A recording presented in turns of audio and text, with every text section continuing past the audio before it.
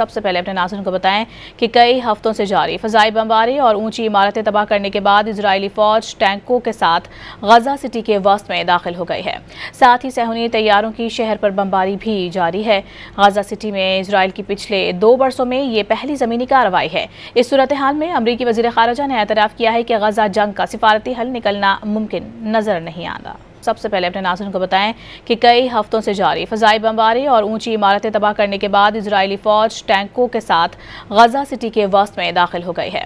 साथ ही सहूनी तैयारों की शहर पर बमबारी भी जारी है।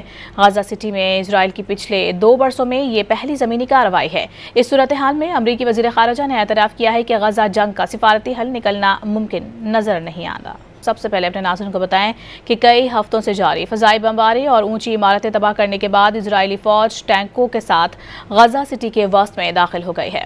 साथ ही सहूनी तैयारों की शहर पर बमबारी भी जारी है।